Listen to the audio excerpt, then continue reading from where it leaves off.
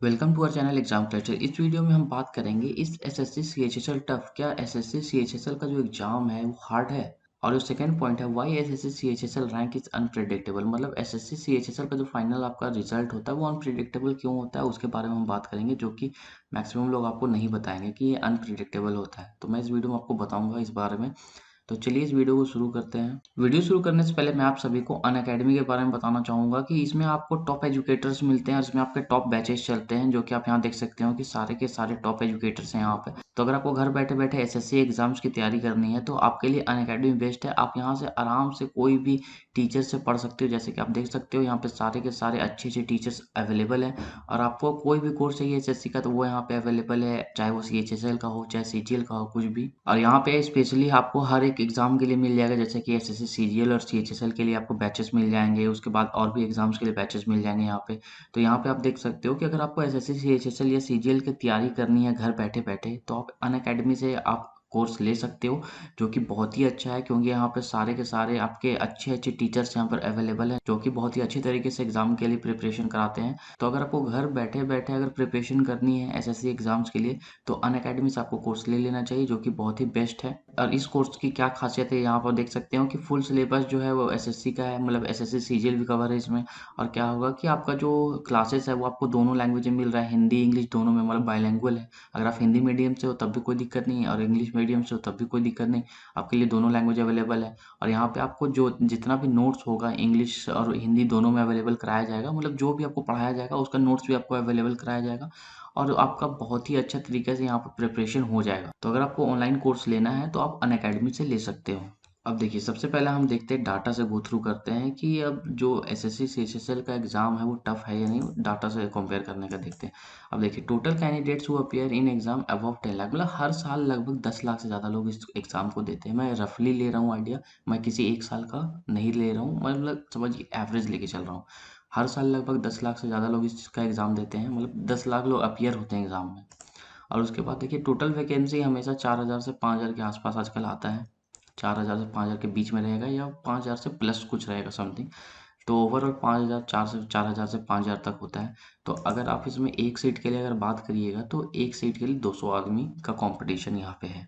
ये है आपका नॉर्मल डाटा वाइज अगर आप देखें तो एग्जाम का कंपटीशन। उसके बाद हम अगला देखते हैं। अगला जो है पार्ट वो है सब्जेक्ट्स में क्या क्या पढ़ना है आपको। देखिए, इंग्लिश है आपका। इंग्लिश, अब देखिए यहाँ पे टाइम 60 मिनट है, ये मतलब आपको टोटल एग्जाम के लिए 60 मिनट का टाइम मिलता है। इंग्लिश, मैथ, रीजनिंग और जनरल अवेयरनेस, ये आपका 4 सब्जेक्ट इसमें आपको पढ़ना है। अब देखिए कि ये 4 सब्जेक्ट है, इसी में से आपको 200 नंबर का एग्जाम होता है। अब देखिए कि इंग्लिश का पोर्शन उतना ज़्यादा हार्ड होता नहीं है, मतलब इंग्लिश नॉर्मल है। और रीजनिंग, इंग्लिश और रीजनिंग सबसे इजी पार्ट है अगर एसएससी का बात करिएगा तो, इंग्लिश और रीजनिंग। और इंग्लिश उनके लिए हार्ड हो जाता है, इसमें जो लोग हिंदी मीडियम से आए हैं उनके लिए इंग्लिश हार्ड हो जाता है। और जो रीजनिंग का पार्ट है वो तो भाई सबके लिए इजी है, मतलब इंग्लिश और रीजनिंग इसमें बहुत ही ज़्यादा स्कोरिंग पार्ट है। और उसके बाद आता है अगला मैथ। मैथ भी बहुत ही ज़्यादा स्कोरिंग है, अगर आपने कंप्लीट किया है पूरा मैथ का सिलेबस तो मैथ्स भी आप अच्छा खासा स्कोर कर सकते हो। तो ये तीनों पोर्शन है, मतलब कि आपके मेहनत के ऊपर है कि आप इसमें अच्छा खासा स्कोर कर सकते हो अगर आपने अच्छे से पढ़ाई की है तो। और उसके बाद क्या होता है कि लास्ट जो पोर्शन है वो है जनरल अवेयरनेस। जनरल अवेयरनेस बहुत ज़्यादा अनप्रिडिक्टेबल है। इसमें टोटल 25 क्वेश्चन होता है, मतलब 25 क्वेश्चन में अगर आपने 15 प्लस क्वेश्चन भी अगर अच्छे से अटेम्प्ट कर लिए, मतलब 15 प्लस आपका आ रहा है जनरल अवेयरनेस में, तो समझिए आपका अच्छा है। तो उसी तरह से अगर आप बात करिएगा कि रीजनिंग, मैथ्स और इंग्लिश, तो ये उतना हार्ड नहीं है। मुश्किल से 4 से 5 महीना लगेगा आपको, उतना में आप इसको बहुत अच्छे से हैंडल कर लोगे, इंग्लिश, रीजनिंग और मैथमेटिक्स को। जनरल अवेयरनेस तो समझिए कि कंप्लीट जनरल अवेयरनेस आपको अगर 25 में 20 क्रॉस करना है तो आपको बहुत मेहनत करना पड़ेगा, बहुत पढ़ना पड़ेगा इसमें। तो ओवरऑल अगर आप टफनेस की बात कीजिएगा तो उतना टफ नहीं है, ये नॉर्मल है। लेकिन इसमें आपका जो जॉब का प्रिड होता है, रैंक का जो होता है, प्रिडिक्शन आप नहीं कर सकते हो, गारंटी नहीं ले सकते हो कि आपका कितना रैंक आएगा। वो क्यों है वो मैं आगे बताता हूँ। अगला जो है वो रैंक डिसाइडिंग फैक्टर, मतलब कि आपको पता है कि टोटल लास्ट में जब फुल मार्क्स आता है उसके बाद रैंक बनता है कि कितना रैंक आया किसका, उसके हिसाब से उनको डिपार्टमेंट्स दिया जाता है। ये बहुत ही ज़्यादा अनप्रिडिक्टेबल है, क्योंकि एसएससी का जो मार्किंग सिस्टम है वो थोड़ा अलग है। अब देखिए, इसमें सबसे पहले बताता हूँ कि जो डिस्क्रिप्टिव पेपर होता है, मतलब टीयर 2 एग्ज़ाम होता है, वो डिस्क्रिप्टिव होता है, मतलब पेन पेपर वाला होता है। अब उसमें टोटल 100 मार्क्स का ही होता है। और उसके बाद क्या होता है कि how much marks you can get, मतलब जो सेकंड पेपर है 100 नंबर का, इसमें आपको कितना मार्क्स मिलेगा, ये इसका आप गारंटी कभी नहीं ले सकते हो। ये मतलब अननोन फैक्टर है। समझ में आया ये क्यों है, वो भी मैं बताता हूँ। कि देखिए, सबसे पहला पॉइंट जो है कि गारंटी ऑफ मार्क्स तो यहाँ पॉसिबल है ही नहीं। ये क्यों है, इसका सबसे बड़ा रीज़न क्या है मैं बताता हूँ। कि देखिए, जो डिस्क्रिप्टिव पेपर का जो एग्ज़ाम होता है टियर 2 का, वो 100 मार्क्स का होता है। अब ये 100 मार्क्स में आपको कितना मार्क्स मिलेगा, इसका कोई गारंटी इसलिए नहीं ले सकता है क्योंकि ये जो पेपर होता है ये मैनुअली चेक होता है। मैनुअली चेक मतलब कोई इंसान इसे चेक करता है, कोई टीचर चेक करता है। अब देखिए कि मान लीजिए कि आपने 100 नंबर का जो बहुत ही अच्छा एसे और लेटर लिख दिया डिस्क्रिप्टिव पेपर में जो आता है, उसके बाद क्या होगा कि जिस भी टीचर को ये करेक्शन के लिए मिलेगा, मान लीजिए ये टीचर के मूड के ऊपर डिपेंड करता है कि वो आपको मार्क्स कितना देगा। एक बहुत ही अच्छा टीचर है, जो कि सिंसियर टीचर है, और आपने बहुत अच्छा ऐसे लिखा है, तो वो आपको अच्छा खासा मार्क्स दे देगा। बट क्या होगा कि अगर आपने बहुत ही अच्छे ऐसे लिखा है और कोई ऐसे टीचर के पास चल गया जिसका भाई मूड खराब है या उसका मन नहीं है आज, तो वो क्या करेगा, एवरेज मार्क्स बैठा के निकल लेगा। या टीचर का मूड बहुत ही ज़्यादा खराब है तो वो जैसे तैसे मार्क्स दे के निकल लेगा। अब देखिए कि इससे होता क्या है कि आपका जो एसएससी का जो मार्किंग स्कीम है वो आपका लगभग समझ जाइए कि, अब एसएससी का जो आपका मार्किंग स्कीम है उसमें आपका होता है कि वो आपका 300 मार्क्स का होता है, समझिए 300 मार्क्स का। अब इसमें क्या है कि ये जो 100 नंबर आपको यहाँ दिख रहा है ना, ये 100 नंबर कितना इंपॉर्टेंट है मैं आपको बता देता हूँ। कि ये जो रैंक बनता है वो 300 में बनता है। अब क्या हो गया कि आपका रैंकिंग कैसे खराब हो जाता है कि अगर 100 नंबर में आपका, अगर मान लीजिए कि आपके टीचर ने आपको खराब मार्क्स दे दिए, इसमें मान लीजिए आपको दे दिया 60 नंबर, जो कि एक एवरेज नंबर है, और आपका 200 में, उधर 200 में का जो एग्ज़ाम था टियर 1, उसमें मान लीजिए आपने अच्छा खासा स्कोर किया था, 180 स्कोर किया था भाई। अब 180 प्लस 60 कर दीजिए, कितना हो जाएगा।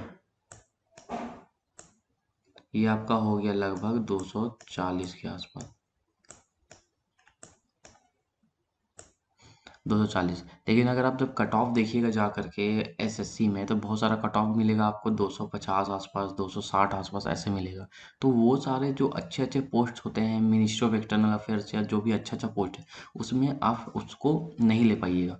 क्यों नहीं ले पाइएगा, क्योंकि आपका जो एग्जामिनर जो आपका कॉपी चेक किया था उसका मूड खराब था, वो आपका मार्क्स काट दिया। यही सबसे बड़ा खराब चीज़ है एसएससी का, कि ये जो 100 मार्क्स का जो लास्ट का डिस्क्रिप्टिव पेपर है, ये बहुत ज़्यादा डिसाइडिंग फैक्टर है। मतलब इससे ही आपका समझ जाइए कि पूरा हिसाब किताब हो जाता है। इवन अगर आप इधर 200 में 200 ले आओ ना, तब भी आप गारंटी नहीं ले पाओगे कि आप टॉपर बन सकते हो। क्यों? क्योंकि ये जो 100 मार्क्स है, इसका गारंटी कोई नहीं लेता है। ये तो टीचर के ऊपर डिपेंड करता है कि टीचर का मूड कैसा है, उसी के ऊपर है।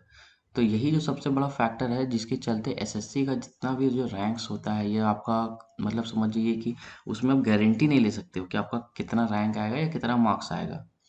यही सबसे बुरा चीज़ है एसएससी का। तो एसएससी का एग्ज़ाम क्या टफ़ है?